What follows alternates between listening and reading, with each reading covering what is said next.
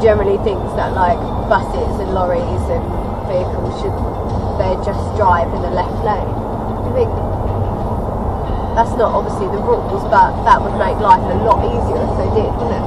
Like, no, you can't. You have to stay in that lane. Why are you not? Come on. 50. Can go 50.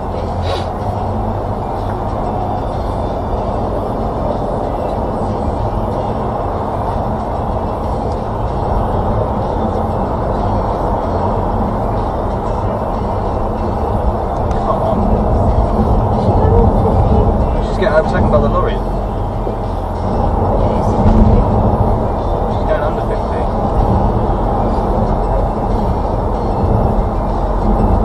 We are getting overtaken by the lorry. I don't really want to be next to this lorry.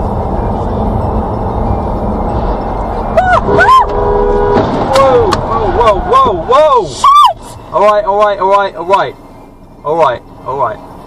Is everybody okay? Everybody okay?